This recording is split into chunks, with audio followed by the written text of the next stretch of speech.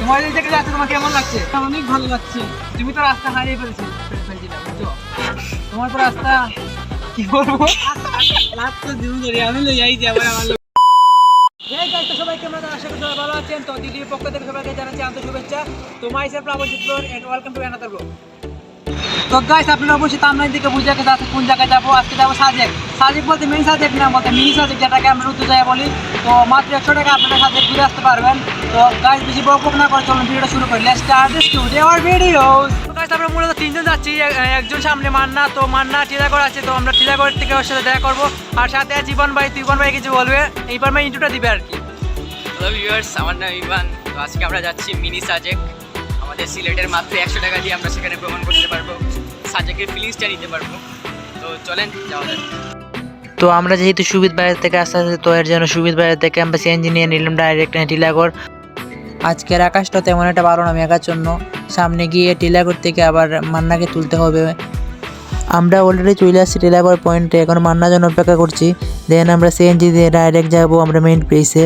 আর এটা সিলেট থেকে বেশি একটা দূরে না, আপনারা যে কোনো জায়গা থেকে যাত্রা শুরু করতে পারবেন। প্রথমে আপনারা বন্দর বা আম্বরখানা থেকে সরাসরি চলে আসবেন টিলাগড়। দেন টিলাগড় থেকে পীরের বাজারে একটা মাজার আছে, পীরের মাজারের বাম থেকে একটা গেট আছে, হজরত শাহী সুন্দর আল্লাহ সালামের। ওই গেটের ভিতরে যে ঢুকবেন। তো গাইস আমরা টিলাগড় গিয়ে ভিডিওটা করতে পারি নাই। তো টিলাগড় গিয়ে আমার ছোট ভাই মান্নাকে পেয়েছি। তো এখন মান্না ইন্ট্রো দিবে। মান্না কিছু বলো তুমি। কলেজ থেকে যাচ্ছে তোমার কেমন লাগছে? অনেক ভালো লাগছে। টমটম থেকে অবশ্যই নেমে গেছি, তো এবার সামনে যাবো। তো টমটম এইটুকু পর্যন্তই। আর টমটমের ভাড়া 10 টাকা, মাজারের গেট থেকে 10 টাকা। আর হাইটে আসলেও প্রায় 10 থেকে 15 মিনিট লাগবে। তো উপরে আমাদের মেইন প্লেস। এখন ভিতরে ঢুকতে হবে। তো ভিতরে ঢুকতে হলে পার পিস টিকিট 50 টাকা করে। তো যেহেতু আমরা তিনজন, তো 3টা টিকিট কিনে নিলাম। তো 3টা টিকিট কেনার পরে আমরা এখন ভিতরে প্রবেশ করব। তো যখন আমি এই জায়গা সম্পর্কে জানছি বা ছবি দেখছি, তখন আর মনকে বোঝাইতে পারি নাই। তো এর জন্য তাড়াতাড়ি চলে আসলাম ঘুরতে। আসলে ছবিতে জায়গাটি দেখতে যেমন, তার থেকে 10 গুণ বেশি সুন্দর বাস্তবে দেখা। তারপরে যখন আমি ভিতরে ঢুকলাম, তখন মনে হলো ওয়েস্ট অফ টাইম আমার, বিকজ দিনটা অনেক মেঘলা ছিল। তো যারা গাড়ি নিয়ে আসবেন, গাড়ি পার্কিং বাবদ 20 টাকা। তো আমার মনে হয়েছিল আজকে এই দিনটাতে আসা আমার জন্য ভুল হয়েছে, মানে কি বলবো। তারপরে যখন আস্তে আস্তে আমি উপরে উঠলাম, বিশ্বাস করেন গাইজ, মানে কোনো বলার মতো ভাষা নেই। এত সুন্দর ভিউ আমি সিলেটের আশেপাশে কোনো জায়গায় দেখি নাই। ওরার যে আইডিয়াটা দেখলাম, তো ওরা অনেক বড় জায়গা নিয়ে কাজ করতেছে। এখানে রিসোর্ট টাইপের যদি কিছু হয়, তাহলে আমার মনে হয় যে অনেক ভালো চলবে। এদের এই জায়গায় অনেকগুলো টিলা আছে, আর টিলাগুলোর স্ট্রাকচার অন্যরকম। তো আমার ব্যক্তিগত মতামত জানাচ্ছি, মানে এই জায়গা দেখার পর আমার 2টা প্লেসের কথা মনে হচ্ছে। একটা হচ্ছে কাশ্মীর বাপ, আর দ্বিতীয়ত হচ্ছে সাজেক। তো সাজেক বলা কারণটা হচ্ছে, মানে এই জায়গাটা তো অনেক উপরে, আর ওদের যে বাউন্ডারিটা দিছে, মানে বাঁশ দিয়ে দিছে। ও মানে অনেকগুলো বাঁশ, তারপরে এগুলো দিয়ে রং করছে, মানে এখান থেকে আলাদা ভালো লাগে। আর দ্বিতীয়ত হচ্ছে যে আমি মানে বলছি যে কাশ্মীর ভাব, কারণ হচ্ছে মানে ওদের যে টিলাগুলা অন্যরকম একটা স্ট্রাকচার, ডেউডি আকার স্ট্রাকচার। এর মাঝে আবার দেখা গেছে আনারসের চারাগুলো রুয়ানো। তো কোনো দিকে আনারসের চারাগুলো একটু ছোটো, কোনো দিকে বড় হয়েছে, যেহেতু ওদের কাজ এখনো চলতেছে।